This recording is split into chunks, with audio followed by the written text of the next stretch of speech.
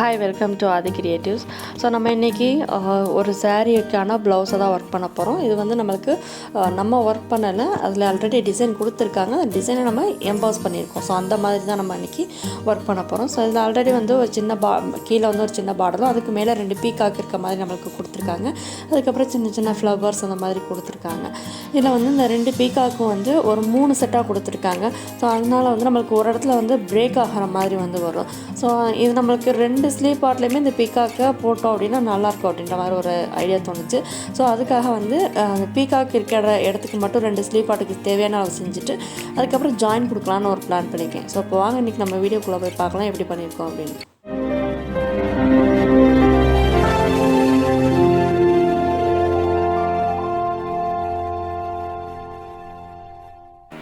நம்ம already work வந்து இப்போ ஸ்டார்ட் பண்ணிட்டோம். இங்கே வந்து மேலே அந்த லீவ் மாதிரி ஒரு போர்ஷன் இருக்கு இல்லையா, ஸோ அதுக்காக வந்து ஸ்டோன்ஸை வந்து பேஸ்ட் பண்ணியிருக்கேன். 8 mm திலகம் ஸ்டோன் வந்து நான் பேஸ்ட் பண்ணியிருக்கேன். ஸோ அது ட்ரை ஆகட்டும், அதுக்குள்ளே நம்ம கீழே இருக்க அந்த சின்ன பார்டரை வந்து ஒர்க் பண்ணிடலாம். ஸோ ஆல்ரெடி நான் இங்கே வந்து நான் கொடுத்து வச்சிருக்கேன். இது வந்து சிம்பிளான ஒர்க்குங்கிறதுனால நான் ஆல்ரெடி கொடுத்து வச்சுருக்கேன். ஸோ ஒரு 3 லைனில் சரி த்ரெட்டை யூஸ் பண்ணி செயின் ஸ்டிச்சஸும், அதுக்கு மேலே சுகர் பீட்ஸ் கொடுத்துருக்கோம்.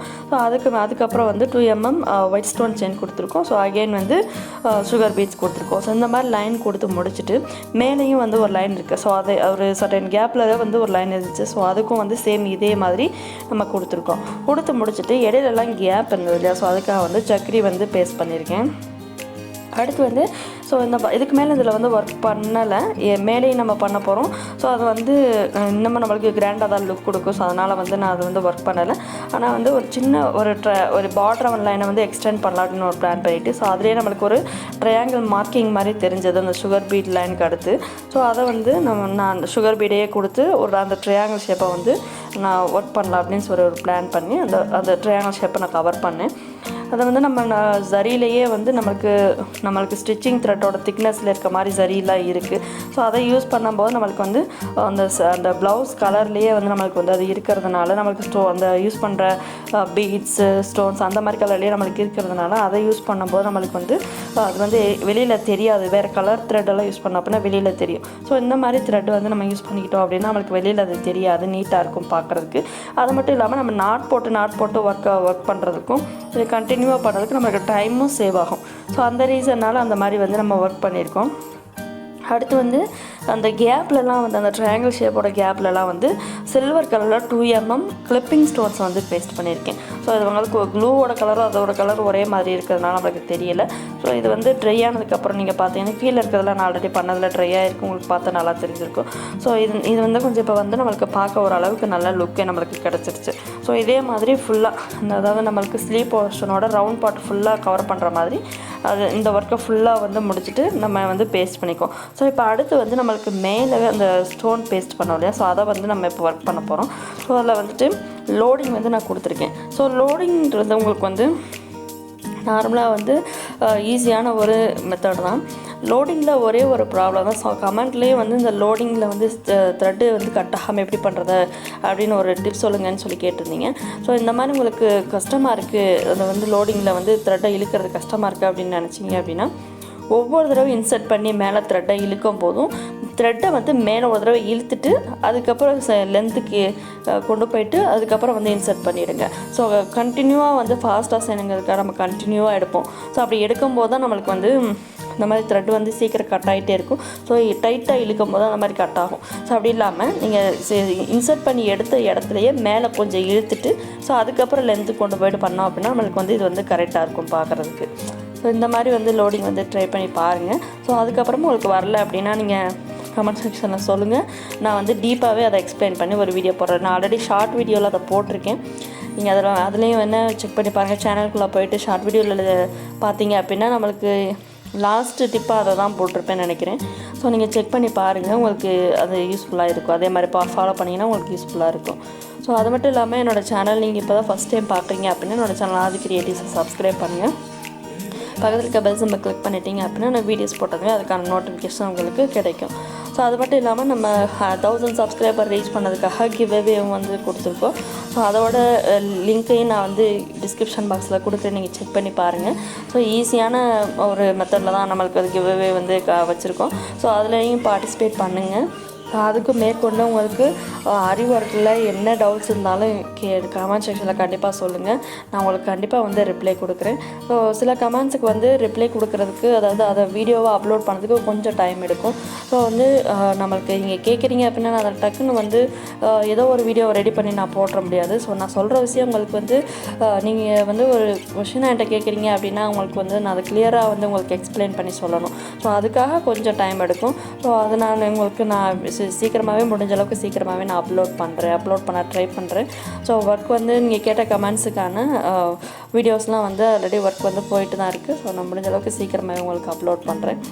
ஸோ அடுத்து வந்து நம்ம இப்போ மேலே ஃப்ளவர்ஸ் இருந்தது இல்லையா, ஸோ அந்த ஃப்ளவர்ஸ்க்கு வந்து நடுவில் வந்து சக்கரையிலே வந்து இந்த சென்டர் ஹோல் இருக்க மாதிரியான சக்கரி, ஸோ அதை வந்து நம்ம வச்சுட்டு அதுக்கு மேலே வந்து நம்ம நார்மல் லோடிங் தான், ஆல்ரெடி நம்ம சொன்ன மாதிரி லோடிங் கொடுத்தே வந்து அந்த ஃப்ளவரை வந்து கவர் பண்ணி நம்ம மறுபடிக்கிறோம். ஸோ இந்த மாதிரி ஒரு கண்டினியூவாக ஃப்ளவர் கொடுக்கும்போது சென்டர்லேருந்து நம்ம எடுத்தோம் அப்படின்னா நம்மளுக்கு வந்து நீட்டாக வந்து ஃபினிஷ் ஆகும் அந்த ஏரியா.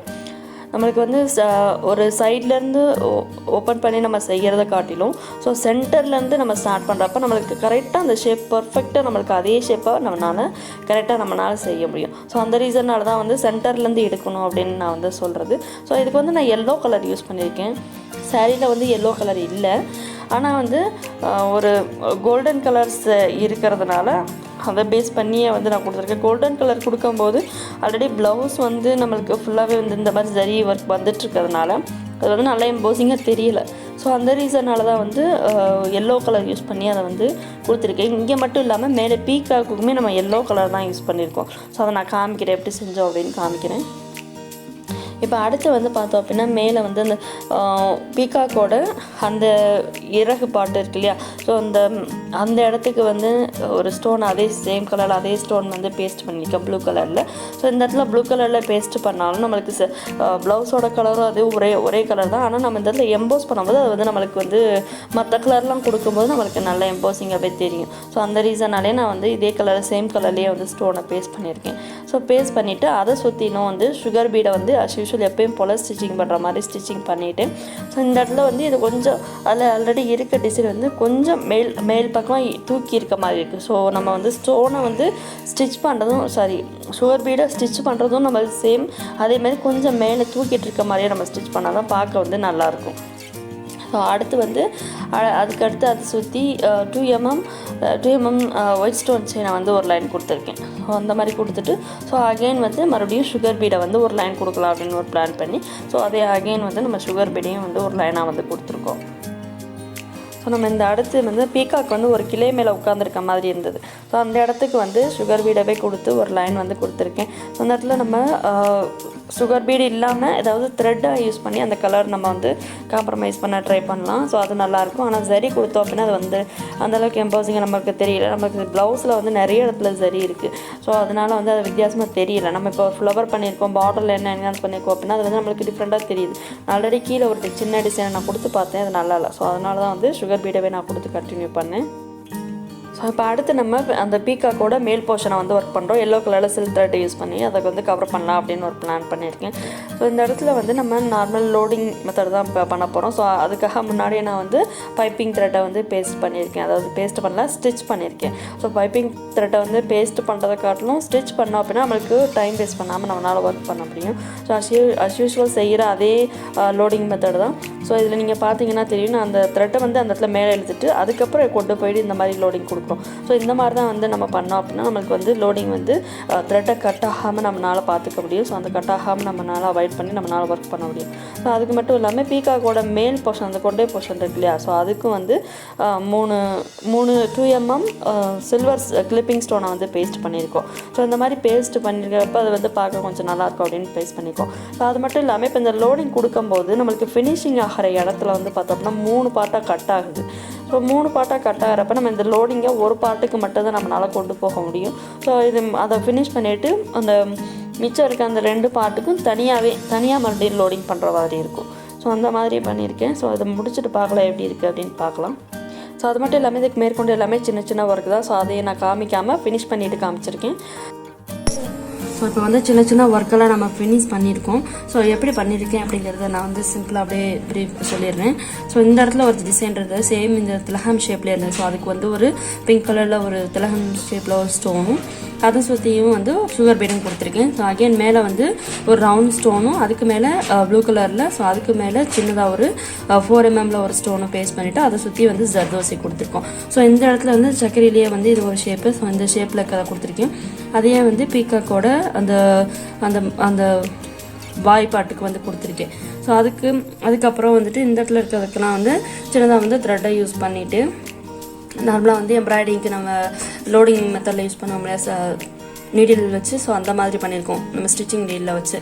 ஸோ அதுக்கப்புறம் வந்து நம்ம இந்த லீப் போர்ஷன்லாம் இந்த இடத்துல கவர் பண்ணோம். அதுக்கு இடையில வந்து இந்த சக்கரையவே கொடுத்துட்டு அதுக்கு சென்டரில் வந்து ப்ளூ கலரில் நாட் ஒர்க் வந்து கொடுத்துருக்கோம். ஸோ அதுக்கப்புறம் வந்து வெளியில் வந்து ஜர்தோசி ஒரு லைனும், அதுக்கப்புறம் சுகர் பீட் வச்சு ஒரு லைனும், ஸோ அகைன் வந்து ஜர்தோசி வச்சு ஒரு லைனும், ஸோ இந்த மாதிரி அவுட்லுக் மட்டும் கொடுத்துருக்கோம்.